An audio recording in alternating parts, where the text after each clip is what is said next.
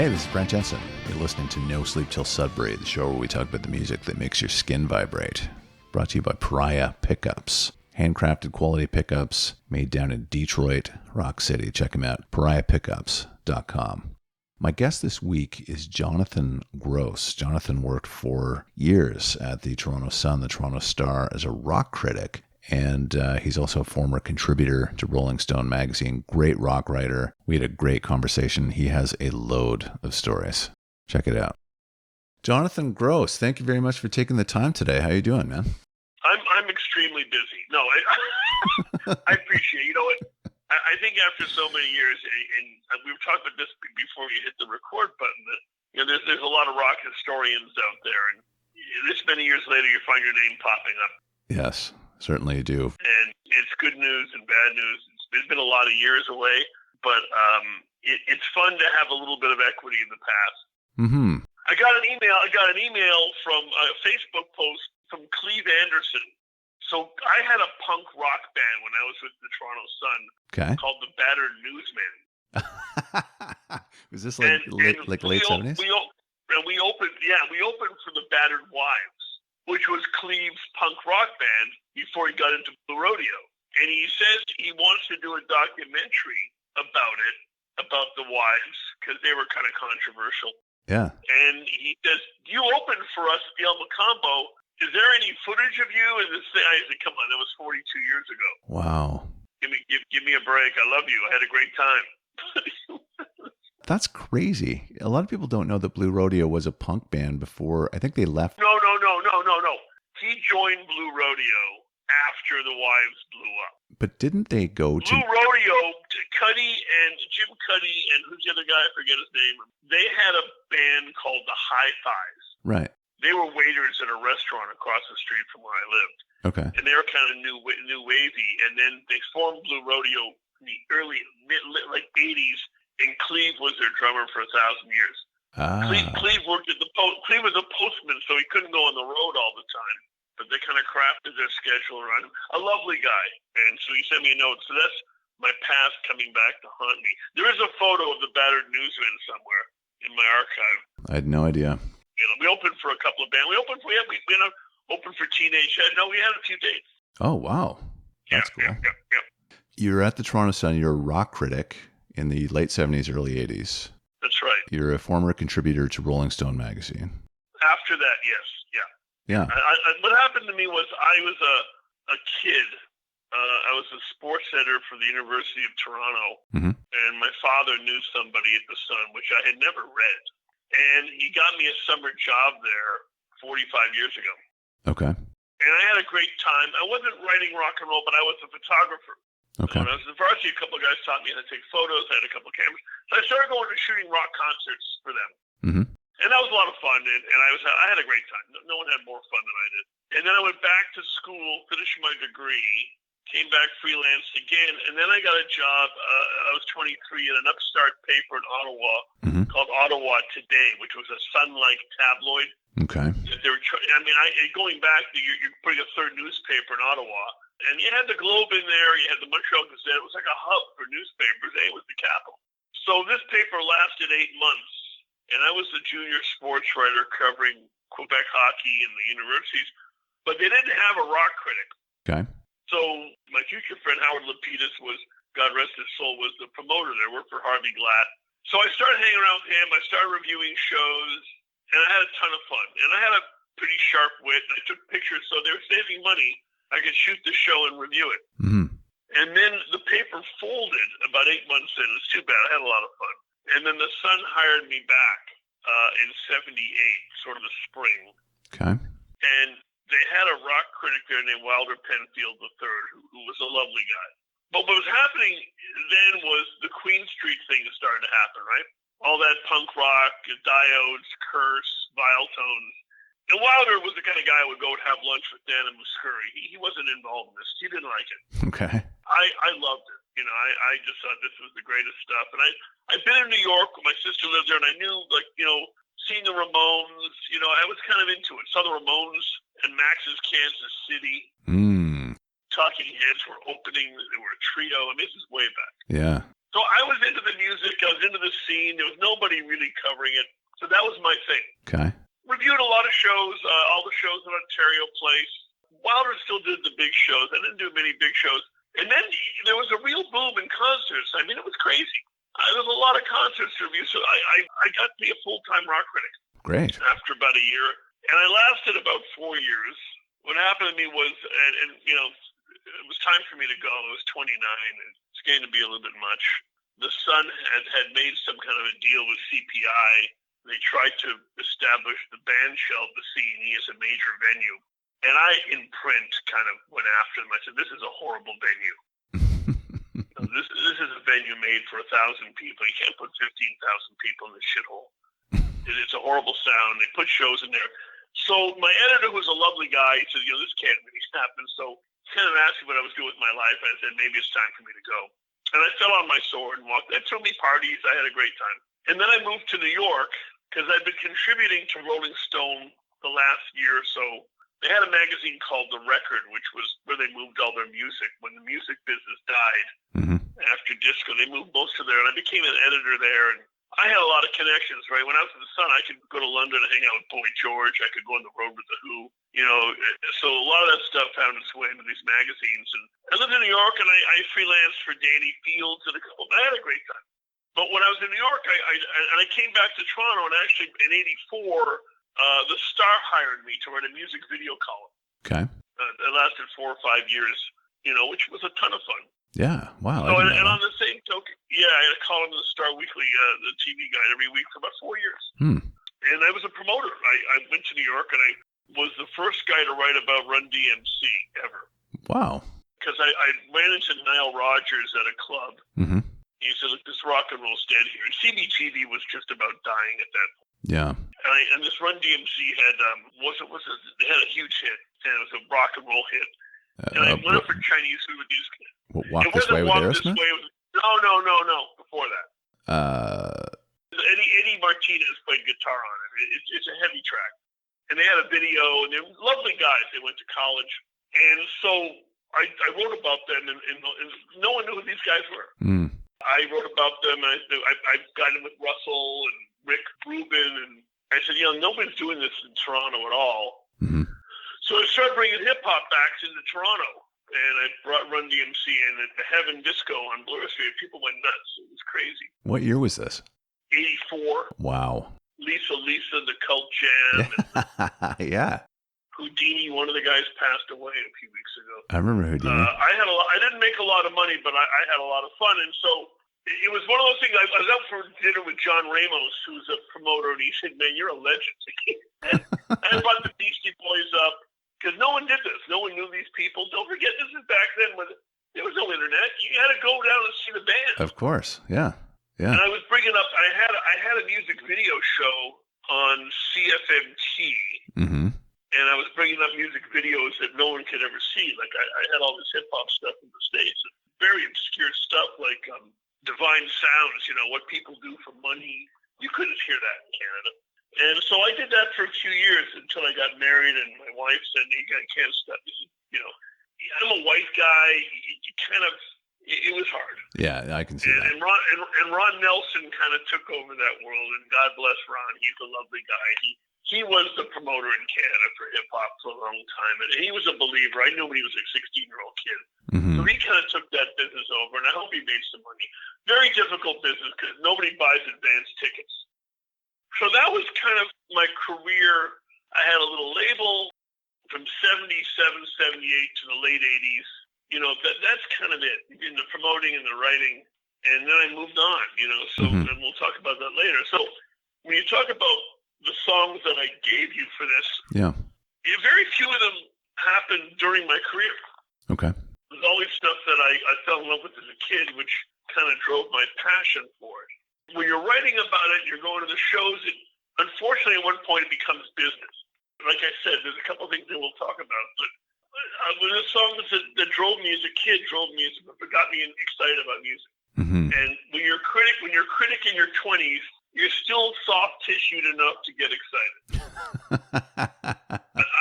I don't think in my 30s I could have got excited about it. Right. And I didn't want to be cynical. Well, good for you. That That's often why happens. I stopped kind of writing about it. Yeah, good. No one had more fun in their 20s than I did. Nobody. Nobody. So that's cool. So I thank you for having me on this podcast. So far, I'm having a good time. So far, I'm having a good time too. So let's talk about your songs. We'll see if we can keep it going. So Hall & Oates, She's Gone is your first tune. All right, look. I had a girlfriend like 3-4 years ago, right? Okay. And we broke up, and she'd gone to school in Philadelphia, and I knew Daryl Hall, and I've been a Hall & Oates fan, like going back to like when I went to school in Pennsylvania, so I knew who these guys were. And I brought it up because for guys, that's the number one breakup song of all time. I had a breakup and had some dark nights, and I put on Hall & Oates, She's Gone, and I don't know, works for me. And that's the definition also of blue-eyed soul. Yes. You know, they were good guys. I always had a good time with Daryl. I used to go to school in Pennsylvania. There was a group called Jay and the Techniques. Okay. And they're from Allentown. And they had two hits called Keep the Ball Rolling because of the 60s. And he always admired that kind of harmony. And, you know, a great guy. And so that song got me through a lot of dark nights after several relationships that went sour for one reason or another. But that's growing up. That record came out like 74 maybe. Yes, 73. It was on Abandoned Luncheonette. That's right. Yeah. Right. They don't even make records like that anymore. That's like Gamble and Huff. You know, that's Spinner's era. You know, that's. Oh yeah, man. So that strikes me. It's just one of the songs that I hope you play it. And this is for guys of any age, because the great line of the song is, "My face ain't looking any younger," Yeah. which is great. And that song's a keeper. And I'm glad I could put it on the list. You know, a lot of people think Hall & Oates, when they think Hall & Oates, they think about things like Maneater and Private Eyes and Method of Modern Love. Yeah. A lot of people don't know that they had a great 70s career too.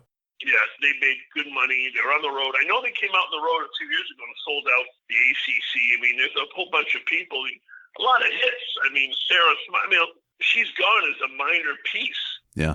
But man, oh man, that track there, it's like you could do a podcast on first albums. Oh, for sure. And these guys left nothing in the studio on their first album. They were brilliant. And like I said, huge fan of Daryl. Daryl did that TV show for years called Daryl's House. Oh, I love that. Bringing musicians and jam. And yeah. My friend produced it. A great guy. You know, it's a good anchor song. It's almost like listening to great Frank Sinatra. That's how good that is. Mm-hmm. No, I agree. Glad we can have it on the show. No, I'm glad that you brought it because, you know, I'd like to shine a little bit more light on Hall & Oates in that capacity in terms of like their older career. You know, a lot of people, like I said, do know them for their 80s stuff. So check it out. The music video stuff, it's fine. I mean, but that's real craftsmanship there. There's a lot of, that's a well-crafted piece of soul. So I love it. I was going to say that, Jonathan. This is good songwriting. When you hear this song, like it's got the crescendos, like it's a thing of beauty, definitely. Goo Goo Dolls is next. Name. Again, boy, I had a sister, and she was a big writer in Hollywood. She was producing Seinfeld and worked on a lot of hit shows, and she was a stand-up comic in New York. And we weren't that close, but, you know, I kept it. But she died 25 years ago. Sorry. So it's about the same time. The Goo Goo Dolls are from Buffalo, a very underrated band as far as I'm concerned. And they had this song Name, which, you know, actually talks about, did you go somewhere and become a star and you come back down? You know, it's all kind of relationship based on, you know, maybe not someone who passed away, but it has that kind of eulogy to it. I just kind of, you know, takes me back to my sister, and not in a bad way. The other song I was thinking of doing is Counting Crows, Long December.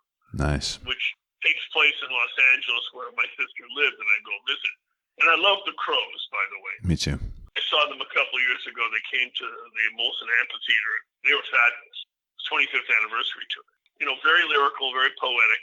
Oh yeah. And the Dolls were more of a rock and roll band, but gee, that Name song is. And at my age, to have a song from the 90s that I'm kind of involved in is kind of terrific too. I'm sort of rediscovering the 90s.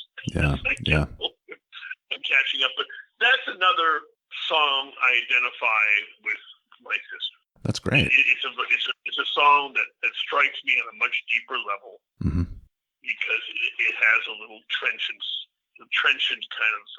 impact on me. So it may not the best song, but if I'm going to give you 5 songs that have impacted me, this is definitely one of them. Well, yeah, I mean, it doesn't matter, right? That's special stuff, and I appreciate you sharing that. Thank you. Could have been Midnight Confessions when I was 14, a song I made out to my first girlfriend with. But, I think I got to first base and a half. And a half. What constitutes Grab, half? well, that's under the shirt over the bra. Oh, that makes sense. That's a base and a half. But it was a girl from Pittsburgh at camp, and Grassroots Midnight Confessions. A close second on that, but I didn't want to act too juvenile on the show. Too late. Too late, right. I'm exposing myself, right. So next is Boston, More Than a Feeling. Again, I had my first serious girlfriend. I was late bloomer. I had a Bonnie Hurwitz, who became the famous Bonnie Fuller of magazine fame. Wow. And that's a whole other story. I kind of invented her, but that's another story. So she was my first girlfriend because I was a sports center at the varsity at U of T. I had a fun time there too. Mm-hmm. And she walked into the newsroom on her right, and she kind of pursued me. And this is the exact moment where Boston came out. 79? And let's face it, folks, More Than a Feeling, there's probably a trillion couples that can say More Than a Feeling is their song. Oh, yeah. So that was our song, and we had a good time. And stricken Boston, right? There was a campaign afoot that why isn't Boston in the Rock and Roll Hall of Fame? Yes. It's a very good question. We're going to talk about the Cars later, but I'm not sure there's a better single record produced in the 70s than Boston's first record in terms of content. My goodness gracious. I met Tom Scholz a couple times. The guy's a very bright guy. Yeah. And he produced, that's pretty much his record, but he had Brad Delp, with the pipes. So God rest his soul too. But More Than a Feeling, my goodness, talk about a radio-ready song. Oh, yeah. And don't forget, you were listening to songs on your radio in your car, and maybe it had a stereo. That's it, And you listened to a lot of it on AM radio. It wasn't FM all the time. This song just punched through everything. And it had a major impact on American rock and roll because American rock and roll was getting very stale, and it was getting very kind of corporate. And these guys were kind of homemade. Even though it was a heavy production, they kind of had a rootsy feel in Boston, and everybody liked these guys. Decent bunch of guys out. And I saw their first tour. Mm-hmm. They played Maple Leaf Gardens, I guess in 77, I guess it was. And that's where I first met Scholz, and Rick Derringer was the opening act. Okay. Wow. Another very nice guy. And why isn't Rick Derringer not in the Rock and Roll Hall of Fame? Boston in that year my first year with my girlfriend was, geez, it's a good memory. You get older, you're looking for good memories, and I'll never get tired of playing that record, even the album I'll play. I saw them, they came to town a few years ago with a new lead singer. They were fabulous. Oh, wow. Jack could hit Delp's pipes, he hit the notes, and the sound quality was great. Again, you crank in that song, it's like years ago, I worked with Chicago. Mm-hmm. I started a little record label with Astral TV. They had a CD plant in Florida. So my friends controlled the Chicago catalog. So I put out a greatest hits record, and I took Chicago out on the road. And like for guys like me, when these guys, break into 25 or 6 to 4 Saturday in the park, you go, oh my God. Oh, yeah. There's your life flashing before your eyes. It's a time machine. Yeah, that's it. And you forget how good these guys were. Oh, yeah. So it's not even a matter of the song. It's like some sort of Pavlovian response. That's true. You go, wow. I mean, I'm listening to 25 or 6 to 4 live. I can't, I'm just, and same with Boston, it's your life, You need these signposts in your life. And those guys, that record, top of the food chain. Yeah. What do we have next on the hit parade? I'm having a good time. On the hit parade next is The Cars, My Best Friend's Girl. Wow. Okay. So the only band that I might have had a relationship with in my years as a critic were the Cars. Mm-hmm. The only band that I stayed consistent with, and I knew Rick and I knew the fellows, so my girlfriend, the summer of '78, paper fold in Ottawa. My Bonnie at the time was in law school, but she got a summer job at the Ottawa Citizen. We kind of crossed in the dark, and we kept commuting. And that was the summer of the Cars record. Yeah, the first one. And you couldn't buy it. It was sold. It was sold out. You couldn't get near it. My friend Nick Panasico was the promo guy for Warner for WEA. Mm-hmm. And I was a critic. I was legitimate, but he had to sneak me into their show at the El Macambo. That was for their first date. Was the record had gone 12 times platinum, but here they were playing the El Macambo. And I remember taking me upstairs to meet Rick and the guys. And I interviewed like Roy Baker after this because of how you produce this record. You know, Baker produced the first two Queen albums. Mm-hmm. Yeah. So all that choral work. Yeah. Put that into the Cars, and I tried to sell a book deal about the Cars' first album, how they recorded it in the UK, and it's a fascinating story because people don't understand that Ocasek was well into his 30s when this record broke. Yeah. Him and Ben Orr had sat around for decades trying to get it going. They put in their 10,000 hours for sure, right? Right. It made Ocasek a slightly bitter guy, but the first Cars record kind of like the Pet Sounds of the 70s. Mm. There's not a bad track, and even the stuff that's a little obscure, the lyrics are so wonderfully obtuse Yeah. that you can listen to it 20 times and get a bunch of different impacts on it. And there were always these guys, the biggest losers were always the guys in Steely Dan, but the guys in the Cars came a close second. My Best Friend's Girl is one of the great loser songs of all time. That's right. And like Just What I Needed, you know, losers. Yeah. And then Ocasek married Paulina Porzakova, so not so much of a loser at that point. Well, I was going to say, and I knew Ben did a solo record after the Cars broke up, and I wrote about him. A very nice guy. He died very young. Yeah, he did. And I even tried to piss on them in their second record. Candy-O? And I was wrong. Yeah, and I was wrong, because the second record is still very good. I like it. Dangerous Type, it takes a little more to get into it. But, you know, it's a great record. You know, these guys in America to have that kind of a record and to play dates. Like, this is before music videos, before MTV. Yes. And they were a horrible live act, but they went out and played, and Ocasek, they came to Toronto about 7-8 years ago, and I saw them. And Ocasek, you know, I figured he'd come out and be nice. No. He just kind of played the songs, and I said, Rick, you got to be able, no, I don't care. So Rick was always, when he went to a lick, I don't need this shit, you know. He's Rick. But I remember my last article for Rolling Stone was a cover story for the record, and interviewed the guys in Boston, then Rick in New York. Mm-hmm. And Rick just went crazy at this interview. He says, you know, I do everything. If it wasn't for me, they'd all be back at Berkeley fucking around with jazz. You know, and he was, because he was his band, really. Okay. He called all the shots. I think Hawks had something to do with it, but not that much. And he got bitter. They only lasted another record or so after that. It's after Heartbeat City, I guess. And But I've got a soft spot for the Cars, and I always, God rest Rick's soul, I have a soft spot for Rick. And again, it ties into my first girlfriend. Again, there's no better radio music than the Cars. They got into the hall. They should have got in way earlier. Yeah. Did people? And Ocasek went on to become a big producer. You know, he's a talented guy. But this many years later, the guy was in his 30s. He was 33, 34. Yeah. In this day and age, your career's over by then. But that wasn't terribly uncommon back then. I think a lot of people paid their dues. No, you know why? They paid, because they sat around in clubs and played and played and played. Yeah. And finally they had enough. Yeah, I don't think it was uncommon, but the level which this guy hit, I mean, this is, you know, by 34, the Beatles were done. I mean, you could postulate that they were done as solo acts, too. That's a whole other story.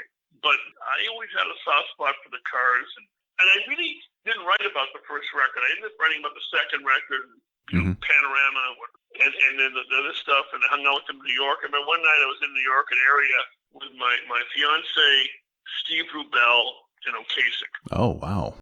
A very nice guy, by the way. And the area was the club founded by a guy named Eric Good, and it was a very hip space, and because I was a hipster, I got in. But Good became famous because he produced a little show last year called The Tiger King. Because he took all his money, he made a lot of money, and he put it into like wildlife preservation. The tiger thing kind of came from that. Wow. And a very bright guy. So a lot of good memories. And again, Ocasek died when I consider relatively young. And it's sad. Yeah. These guys were titans. Elliot Easton has a band. I think they go out and play with the guys from the Romantics. who I was very friendly with. The Romantics were a band I was actually friendly with. And I would have done What I Like About You, but it's a whole other story. Yeah. Because I was truly friends with those guys. And those guys actually came to Toronto a lot before they were anything. The Romantics, yeah.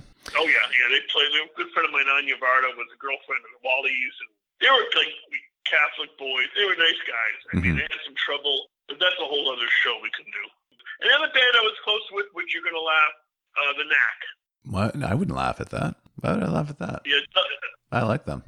Tiger was a good friend of my cousin. Yeah. When they went nuts, I saw them like 3 times before they were anything. They played Toronto a bunch. They played the Edge, and then they played the El Macambo, and they played Massey Hall when the record went nuts. My Sharona. Yeah, and then they did a comeback record after the second one sniff. I spent a lot of time with Doug. A lovely, lovely guy, and he was a Beatles scholar. Like, you couldn't really talk to him about the Beatles because he knew everything. And I remember the last time they played Toronto about 25 years ago, and they had Terry Bozzio on drums. Oh, wow. Which is a bit of overkill. But and Doug and I spent some time there. He smoked too much. He died of lung cancer. I wrote his obit. I wrote his obit in the Globe and Mail. Oh, he died. General, these are the guys I remember being close with when I was a critic. I was American, very American, very pop, which will probably lead us to the next song. The next song is the Beach Boys' Surfer Girl. Yeah. When you're a kid in Toronto, I don't know how old you are. How old are you? I'm 51, John.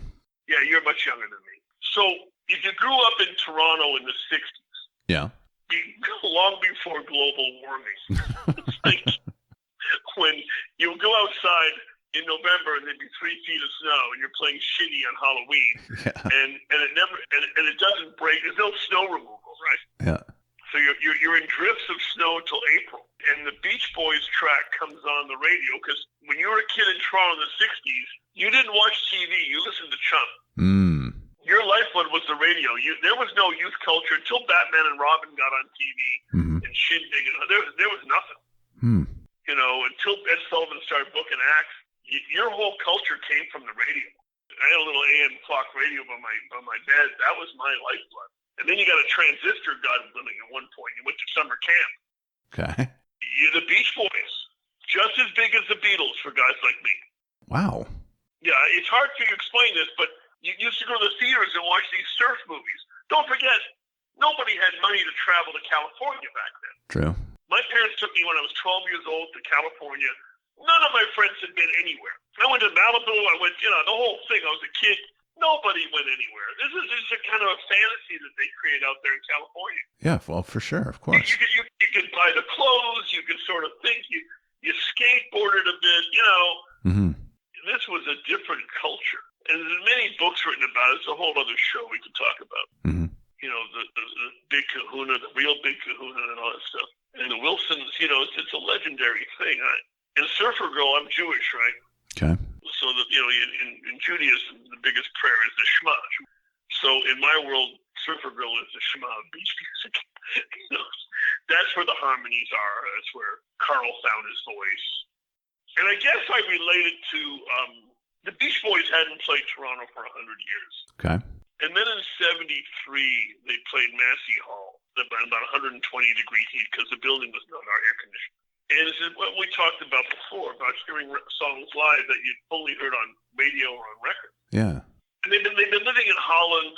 O'Brien wasn't with the group. It was Billy Hinchy from Dino Desi and Billy and Ricky Fattar and these guys. They'd done Sail on Sailor, which was a good record. And they came out on stage and first bars of California Girls.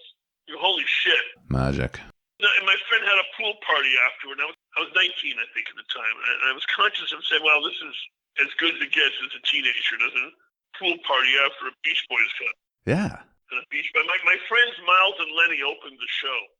Oh, that's cool. Because they went to my high school, Miles Cohen and Lenny Solomon. And they were kind of cool for a while. And, it's those moments in your life. And my mother knew the box office manager at the Massey, so we had second row. Oh, wow. So it was, and you're a kid, you go places, you knew everybody, I knew everybody in the building. So that's a Beach Boys. I still have, I have an autistic brother, a severely autistic brother, who knows the words to about 20 Beach Boys songs. So when they would come to Toronto, I would take my brother. He'd have a great time. He'd be that's dancing. awesome. And I went to their 50th anniversary. I went to their 50th anniversary tour. Geez, I don't know how long ago was it. It was a while back. Mm-hmm. They did God Made the Radio or something. And they brought the I think the Spearmints or the Double Mints, but there's a Beach Boy band and who could sing the songs. And they brought those guys with them to make the harmonies work. It was a lovely night. That's great. I'm just saying that you're younger than I am, but when you were my age, Yeah. it was the Stones, Beatles, Beach Boys. Yeah, for sure. I'm a student of that stuff, Jonathan. Like I love that time in music because it was very pure and it was very organic. I'm a huge Stones fan. I have all the records and I'm a fan for sure. A friend of mine, David Leaf, is like a Beach Boys scholar. He did the documentary I Wasn't Made for These Times, the Brian Wilson doc, so he knows everything. And no, I have very close friends, and the Beach Boys come on the radio. I reviewed them. I mean, I have, it's up there with everything else. And I was a Stones fan before I was a Beatles fan. Yeah. But the Beach Boys today, no, that was it. I'm obviously, I saw them when John Stamos was in the group. Oh yeah, that's right. Stamos went on the road with them. Yeah. You know, whatever the internecine squabbles were, and poor Dennis and these guys. Mike Love. And the old man, terrible crap. But I think Mike Love owns the name right now. He does. He's the businessman in the group. Right. And Carl died young, and I knew these guys because they're the same management in Chicago, so they toured together. So, but no. The Surfer Girl, if you can't get emotional about that one, there's a problem. Hey, let me ask you a question about the Stones and Beatles, Jonathan. Why were you a fan of the Stones first? Oh boy, did I tell you this? So when I was 10 years old, I went to camp. The Beatles were coming to Toronto. Right? My father, being a good father, got my sister and I tickets to see the Beatles. Now, back in those days, you could send a 10 or 8-year-old on the subway to go to the show. Nothing was going to happen. Right? But I came home with bronchitis, and my mother wouldn't let me go to the show. So my father took my sister to the Beatles. So to make it up to me, they kept buying these Stones tickets. They came in the spring, then the fall, then the 66 on the Painted Black tour. And they were just a little edgier and a little more contrary, and they had way more image than the Beatles. Yeah. And they were just, bad guys, I guess, or painted as bad guys. Yeah. Years later, obviously, the Beatles were so sophisticated, I didn't even get it. Yeah. The Stones weren't that sophisticated. It was kind of hit the nail on the head here a few times. Yeah. I can understand, at age 12, you can understand Under My Thumb. Oh, yeah. You couldn't understand Norwegian Wood when you were 10, 11 years old. but you can understand Under My Thumb. Exactly. And then they go on the Sullivan Show, and they had great records. I mean, and then they had those blues tracks. And I guess it's just like anything else. You just orient someone at a young age to something as powerful as that. It's hard to. I actually saw that Keith Richards concert for the Blind thing in Oshawa. Oh wow, that's cool. Yeah, so Belushi was the MC. Oh really? And I have a great photo from that. I should send it to you. Yeah. And Nick, it was sort of an Ersatz Stones show, and they played about 9 songs, but it was. And I saw Nick was on SNL many years ago, a solo act. Yeah. And he did the last time with Arcade Fire, and he did Let's Spend the Night Together or 19 Nervous Breakdown with the Foo Fighters. Wow. Tore the place up. Wow. That's awesome. And these guys were into it. Like, it wasn't like Dave Grohl was well into it. So there's a forever to Mick Jagger and Keith Richards, and they saw them 2 years ago in New York, and Mick had come off some heart surgery or something, and Keith looked like a trillion years old. They were still good, and so I have a lot of memories, a lot of things. These are a few songs that just I gave you some very personal songs. Well, no, I appreciate it. That's what the show is about. I'm not going to sit here and talk critically about music. I bring on the classic, like the King Crimson fans. I don't want I want to talk about that. Let's talk about Robert Fritz for 5 or 6 hours. That's right. I can't do that. My son went to guitar camp at the Berklee School of Music in Boston, where a lot of the guys from Cars went. Yeah. He said it was painful because these guys just deconstructed riffs. And they just took whatever magic there was out of it and made it like, I don't want to deconstruct Hendrix riffs. I that's it. I saw Hendrix twice too, so that was also a big deal. Yeah, no kidding. Yeah, no, that was the first time I saw Hendrix. I go, what the hell is this? Wow. I've never heard this before. No kidding. Yeah. Jeez. Wow. Purple Haze. That's powerful stuff for a 13-year-old kid. So you see what drove me. Oh yeah. And I wasn't into the drugs and this, that, and the other. I just was into the music. Yeah. But you were born at the right time, weren't you? Oh yeah. I got very lucky.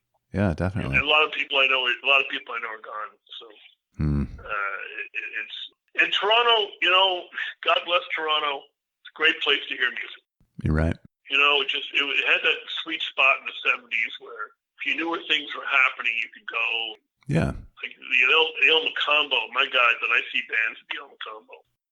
And given what's going on now, it's very sad.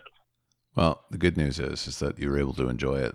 I had a conversation about that the other day, that, these days, the entire experience of music is completely different, how you receive it. Right. There's no albums anymore and all the rest of it. But, I was saying that I feel fortunate that, I'm alive now, but I was alive back then in the days of LPs and, live concerts. And right, but you attract the experience. Yeah. The minute you left your house to go to the store to buy the records. That's right. I was on a podcast with Norm Wilner last year, and we talked about a film called Flamingo Kid, which I enjoyed with my wife. And I said it wasn't so much about the movie, which I loved, but it was memory going to the theater and buying the popcorn and sitting in the seats and having my arm around her and being present enough to know that there's a 360 degrees to something. Yeah. You're right. It's not just the music. It's the ritual of listening to the music. All the peripheral stuff is just as important. It's true. And I used to go to New York and I'd pick up albums that weren't available in Canada yet. Oh, wow. So I was the first guy to have Braxis by Santanis, and I had a component stereo system. Now you put this crap on a system back then. My friends would go nuts. Yeah. Look, it's coming out there, and then the volleys come out. It's great, and so it was those. You forget I'm having 20 guys over to listen to records in my basement. But those are magic times, man. Yeah, no one does that. Now you got a Spotify list and earbuds, and you don't share with anybody. That was the great Springsteen speech. What's that? At South by Southwest a few years ago, when he quoted Lester Bangs, yeah, and he said Elvis was the last thing everybody agreed on. Oh, I like that. And he said when Elvis died, it wasn't goodbye to Elvis, it was goodbye to you. Oh, wow. No one didn't like Elvis. Like, people didn't like the Beatles. Everybody loved Elvis. Yeah. And when Elvis died, that was kind of the end of the universe, because there really was no bigger star than Elvis. I like that. I listen to stuff on Spotify. I guess, big deal. But my friends don't listen to music anymore. I mean, I put on some old Sinatra. I discovered Frank. Yep. And I listen to a couple channels on Sirius. And I listen to Left Sets once in a while. I like Bob. He's a nice guy. He publishes my letters. But when I look back at my father when he was my age, he wasn't listening to music anymore. And he was a big band guy, whatever. I always talk to people who are in the music business, and we have a lot of good memories. Yeah. And I had a good time. So and this many, I guess, this many years that I get to do a podcast like yours, it brings back a lot of good memories. Well, I'm glad. I'm glad that we were able to do this. It was a great chat. I really enjoyed it. I learned a lot of stuff. Thank you. So thank you. No, this has been great, Jonathan. I really appreciate your time. Thank you very much. And you're welcome back anytime. I really appreciate it. And next time we'll talk about some other stuff next time. I promise you. Yeah, no, definitely. All right? Definitely. Okay. Thank you so much. All right, I'll give you a shout. Goodbye. All right, this has been No Sleep Till Sudbury with Brent Jensen and my very special guest, Mr. Jonathan Gross. Until next time, folks, take good care. Brent Jensen is the best-selling author of No Sleep Till Sudbury, Leftover People, and All My Favorite People Are Broken. All titles available in stores and on Amazon worldwide.